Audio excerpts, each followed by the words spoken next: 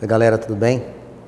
Dando continuidade ao nosso Vanx Ensina, hoje nós estaremos na nossa segunda aula trabalhando o assunto análise combinatória. Iremos abordar os arranjos, as combinações, o princípio fundamental de contagem, trabalhar com os anagramas, literalmente aprender a contar. Dentro da abordagem que nós vamos fazer hoje, competência 1, habilidades 2 e 3 do que cobra para você, o que é cobrado para você pelo Enem. Então, com relação a permutar, permutar significa trocar. Na matemática, a análise combinatória traz para nós a permutação com a possibilidade de trocar elementos de um conjunto, de uma sequência. Fazemos o primeiro questionamento para você aqui. Quantas palavras você pode formar com as letras do seu nome? Imagine o seu nome e quantas combinações, independentemente de fazer ou não significado dessas palavras que você forme, quantas maneiras distintas você poderia efetuar. Para que eu possa fazer isso, eu vou fazer uso de uma estrutura matemática denominada número binomial. Todas as vezes que você vai fazer essa estrutura, o fatorial de um número, ele vai trazer você uma multiplicação até chegar na unidade. Números decrescentes e inteiros, você parte de um número e chega até a unidade. Fatorial n, número de partes n fatorial, você vai fazer n que multiplica n menos 1, que multiplica n menos 2, n menos 3, até chegar à unidade. Coloquei aqui alguns exemplos para que você pudesse se situar. Vejamos. Como é que eu leio isso aqui? Como é que eu vou trabalhar com fatorial? 5 fatorial significa você sair multiplicando 5 até chegar à unidade. 5 vezes 4, vezes 3, vezes 2, vezes 1. 5, 20, 60, 120. 5 fatorial vale 120. Às vezes, os exercícios trazem fatoriais que você precisa simplificá-los. Quando eu digo que o fatorial vai até o número 1, significa que você precisa fazer até lá. Você pode fazer menos. Olha aqui a letra B, o exemplo da letra B. 100 fatorial dividido por 98 fatorial. Obviamente, você não vai fazer o 100 até o 1, nem tampouco o 98. E qual a sugestão, Vanx, que você dá para a gente? Faça até o menor dos termos e faça a sua simplificação. Veja, você pode escrever 100 vezes 99 vezes 98 fatorial e você para. Pode parar aqui, ó. 100, 99, 98. Por quê? Porque eu encontrei o 98 fatorial aqui embaixo. No que eu encontro no 98 fatorial, eu posso simplificá-lo. Veja, 98 fatorial com 98 fatorial. Me sobra 100 vezes 99. 100 vezes 99, 9.900. Esta é a possibilidade de você resolver. Dentro dos exercícios, quando a gente for trabalhar aqui os arranjos e as combinações, eu preciso saber trabalhar com fatorial. Eu preciso trabalhar com os binômios, e serão alvo de assunto em nossas próximas aulas. E agora, eu gostaria de comentar com você a formação das sequências das palavras, das letras que a gente pode utilizar, denominado anagrama. Coloquei um exemplo simples aqui para que a gente pudesse nortear o que a gente vai falar. Anagramas da palavra pai. A própria palavra já é um anagrama. Eu vou pegar e vou trocar a posição das letras. Por exemplo, P-I-A. É um anagrama. Eu vou colocar A-I-P. É um outro anagrama. A-P-I. É um outro anagrama. I-A-P. P, mais um anagrama, I, P, A. Observe, eu formei aqui 6 sequências diferentes com as mesmas letras. Ou seja, a palavra pai possui 6 anagramas. Obviamente, nós iremos ter como sequência de estudo a possibilidade de contar quantos anagramas eu posso formar. Normalmente os vestibulares perguntam isso. Como se procede para determinada palavra, quais são os anagramas que ela pode criar, quais são as situações específicas que ela pode trazer para nós. Então, o que é que eu vou fazer agora? Vou te dar alguns exemplos de situações com letras para que você possa descobrir a quantidade de anagramas. Vem comigo.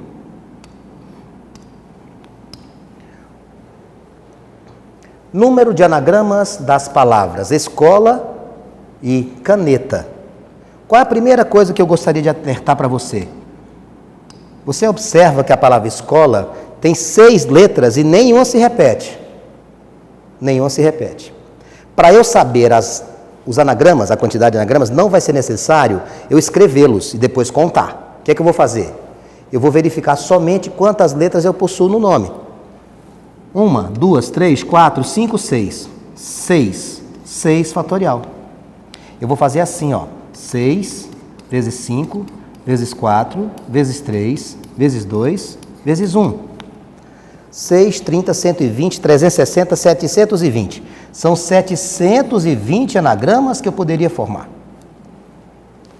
Vanx, quer dizer então que a palavra caneta também vai ter 720 anagramas? Não. Quantas letras tem essa palavra? 6. 6 fatorial. Agora preste atenção aqui, Mariazinha, numa coisa. Existe uma letra que se repete, que é a letra A, e ela se repete 2 vezes. As letras que se repetem, você deve pegar o número de anagramas e dividir, formar uma fração e jogar essa quantidade de letras como denominador. A letra A aparece 2 vezes, então você faz 2 fatorial aqui embaixo. Vanx, se tivessem mais letras repetidas, como por exemplo, na palavra patética, eu ia ter mais de uma letra que se repete, a letra A várias vezes, a letra T várias vezes, e aí? Qual é o significado disso? O significado é que você colocaria as que se repetem aqui embaixo no produto, e na sequência você dividiria. Eu vou aproveitar o 6 fatorial que eu acabei de calcular, que foi 720. 2 fatorial é 2 vezes 1. Metade de 720, 360. Como é o nome disso mesmo? Anagrama. Os anagramas são resolvidos por fatoriais. Para eu resolver o anagrama sem letras repetidas, eu faço a conta direta. Para eu resolver anagramas com letras repetidas, eu divido pelo número de letras que se repetem. Ok? Vamos lá. Vamos continuar a nossa conversa, o nosso bate-papo. Agora, eu vou te apresentar aquilo que os vestibulares mais cobram em matéria de combinação, em matéria de arranjo, que fazem parte do rol de princípios de contagem. Os arranjos e as combinações. Bom, primeiramente, antes de você se preocupar em aprender essas 2 fórmulas, que são fórmulas necessárias, é necessário que você aprenda a fazer a distinção do que é um arranjo e de que é uma combinação. A fórmula é muito simples, mas eu preciso saber quando utilizá-las. Deixa eu mostrar para você. Arranjo NP, combinação NP. N é o grupo, é o todo, e P é a parte. N é o grupo inteiro, e P é a parte que eu vou utilizar. A resolução de um anagrama, a resolução de um arranjo se dá através de N fatorial dividido por N menos P fatorial. Nas combinações, você vai usar a mesma fórmula, veja, N fatorial, N menos P fatorial, acrescente a parte aqui na frente. Fórmulas muito parecidas. N fatorial sobre N menos P fatorial. Na combinação, N fatorial, N menos P fatorial, que é a mesma forma do arranjo, acrescente P fatorial aqui na frente. Está lembrado o que significa esse ponto de exclamação? Fatorial, multiplicar até chegar na unidade. Mas como é que eu vou saber o que é arranjo e combinação? Olha aqui, mastigado aqui para você, ó. Quando será arranjo? Quando a ordem dos elementos for importante. Se eu mudar alguém de lugar e alterar o resultado, se trata de um arranjo. Quando a ordem não importa, é uma combinação. Coloque isso na sua cabeça, Mariazinha. Arranjo, a ordem é importante. Combinação, a ordem não importa.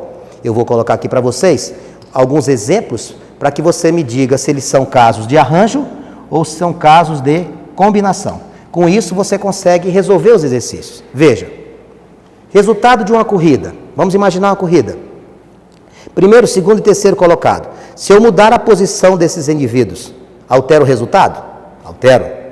Então, é um caso de arranjo. Arranjo é quando a ordem é importante. Montar a comissão de formatura. Imagina você lá no final do terceiro ano, formando uma comissão de formatura, para que vocês possam trabalhar os festejos. A comissão de formatura, você escolheu lá Ana, Pedro e Paulo. Se você falar Paulo, Pedro e Ana, a ordem não é importante. O grupo continua o mesmo. Se a ordem não importa, montar a comissão de formatura seria um caso de combinação. Viu a diferença? Numa corrida, trocar a posição altera o resultado final. Arranjo. Numa comissão de formatura, o grupo que vai ser escolhido, a ordem que você citar, não altera o resultado. É uma combinação. Veja o terceiro exemplo. Montar a placa de automóveis. Montar a placa de automóveis. A placa 1, 2, 3, 4 é diferente da placa 4, 3, 2, 1. Se a ordem é importante, montar a placa de automóveis para eu poder contar a quantidade de placas que eu consigo confeccionar, isso aqui vai ser um arranjo. Montar duplas, você virou empresário, e aí você vai ser empresário de dupla sertaneja. Você forma a dupla sertaneja, urbano e rural. É a mesma coisa de rural e urbano. Pedro e Paulo, é a mesma coisa de Paulo e Pedro. A ordem não importa, então você está diante de uma combinação. Criar números. Os algarismos que nós possuímos, do 0 ao 9, vamos formar números. O número 123 é diferente do número 321. A ordem é importante, trata-se de um arranjo. Não esqueça, a ordem importando, arranjo. A ordem não sendo importante, combinação. Montar triângulos com vértices A, B e C. O triângulo, quando eu monto os vértices A, B e C, ele deixa de ser triângulo se eu escrever o vértice CBA? Não. O BCA? Também não. Os vértices serão os mesmos, a ordem não importa. Se a ordem não importa, estou tratando de combinações. Se você entender o que é um arranjo, o que é uma combinação, você consegue resolver os exercícios junto comigo. Quando é que é arranjo? Vamos lembrar? Arranjo acontece quando a ordem dos elementos é importante. Combinação acontece quando a ordem não é importante. Vamos colocar isso em prática? Vamos trabalhar alguns exemplos? Vem aqui comigo.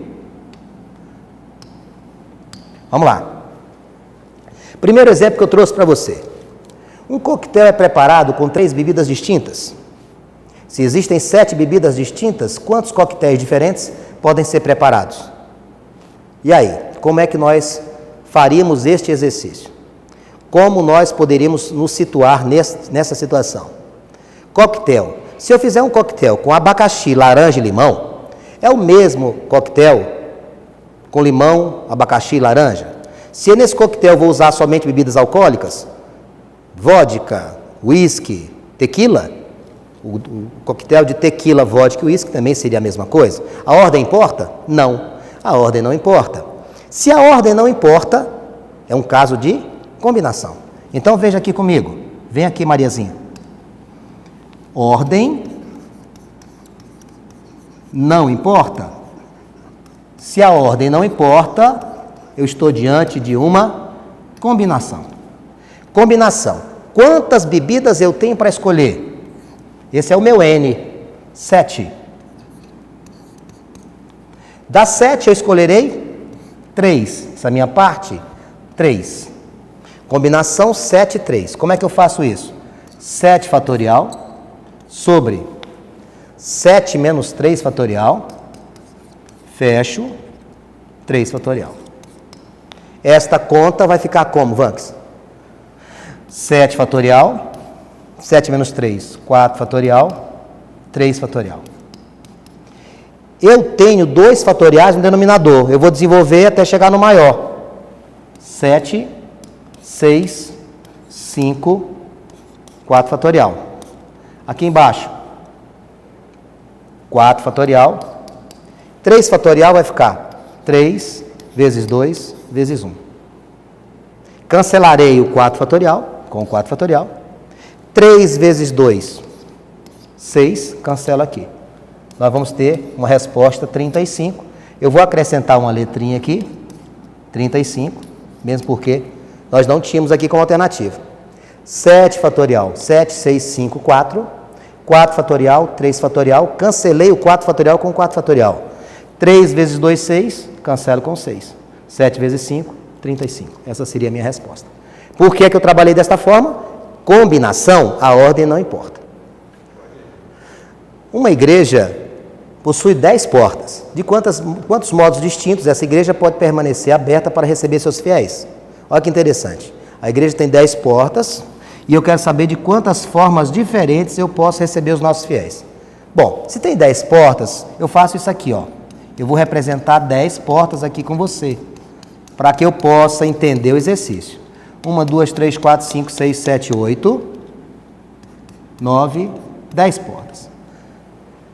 Uma porta só tem condição de estar aberta ou fechada. Então, as possibilidades que eu possuo, a porta pode estar aberta ou pode estar fechada. Para cada porta, 2 possibilidades. aberta ou fechada, para todas elas. Para eu receber os fiéis lá da igreja, eu não preciso ter 10 portas abertas, eu basta ter uma, ou duas, ou 3, ou 4, até 10. Então, todas as portas que eu tenho me darão uma alternativa de aberta e uma alternativa de fechada. Então, quantas são as possibilidades que eu possuo? 2, 10 vezes. 2, 4, 8, 16, 32, 64, 128, 256, 512, 1024. Aí o aluno fica todo feliz, porque encontrou 1024 aqui. Mas não marque. Sabe por quê? Porque dentro de todas essas possibilidades, você tem que diminuir um. Qual é esse um, Vanks? Quando elas estão todas fechadas. Aqui, com as 10 portas fechadas, não há como receber os fiéis. Então, das 1024 possibilidades, tem uma que não nos serve, quando as 10 estiverem fechadas. Portanto, a minha resposta não seria 1024, e sim 1023, alternativa C. Agora, mais um exemplo para que a gente possa trabalhar. Vem comigo? Aqui nós temos uma convenção, meus amigos. Nós temos uma convenção que conta com 30 diretores. Uma convenção conta com 30 diretores de empresas.